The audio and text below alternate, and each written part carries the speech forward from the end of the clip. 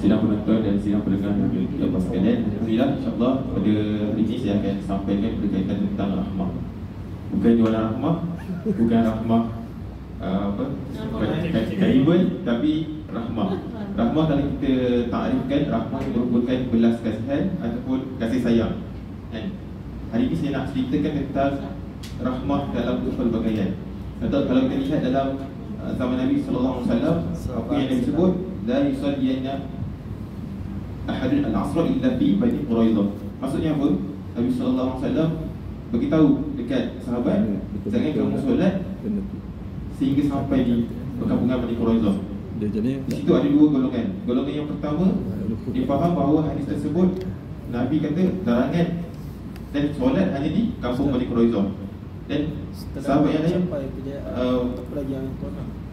memahami hadis tersebut adalah Nabi nak kata percepatkan langkah supaya tidak lewat melakukan solat asar. Jadi di situ ada perbezaan pendapat, ada berbeza pendapat di situ. Jadi bila tahu kepada Nabi SAW, Nabi tak mencela salah seorang daripada mereka. Jadi di sini kalau kita lihat dalam satu buku yang ditulis oleh Ustaz Asri Harun, beliau menyatakan bahawa perbezaan pendapat ini berlaku bukan hanya di zaman Nabi SAW, tetapi sehingga ke zaman sekarang. Kalau kita lihat zaman Nabi ada perbezaan dari sudut mazhab contohnya kan. Kalau kita lihat zaman sekarang ada perbezaan dari sudut politik, dari sudut bagaimana kita memahami pentadbiran negara. Ada kita berbeza tentang mazhab contohnya. Itu kalau kita berbeza dari kalangan orang Islam dan orang Islam. Tetapi pada hari ini bila kita berbeza pendapat, maka akan wujudnya perpecahan, perbalahan. Dan dalam hadis Nabi SAW, dalam firman Allah SWT, Allah sebut,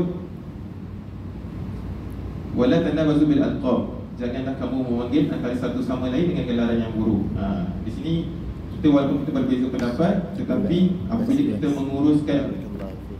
menguruskan perbezaan pendapat dengan adab, maka tak wujudlah perbalahan, perpecahan, label-label semua kan. Jadi kalau kita lihat perbezaan ini bukan hanya berlaku dalam kalangan orang Islam dan orang Islam, tetapi perbezaan juga berlaku dari orang Islam dan bukan Islam. Kalau kita lihat dalam zaman Malaysia gini, bila kita berbeza dengan bukan kaum Melayu, kita mula menghidupkan api perpecahan. Kita mula mengatakan bahawa ini type C, type I, type M. Itu sebenarnya tak sihat. Kalau kita lihat daripada zaman pada zaman Nabi tu bukannya masa tu semua Islam. Kalau kita lihat di Madinah kan, Nabi wujudkan piagam Madinah, semua tu ada Yahudi, Kristian dan sebagainya. Jadi kalau kita lihat, bila perbezaan pendapat, kita kalau kita uruskan dengan baik, maka tak wujudlah perpecahan, pertelingkahan.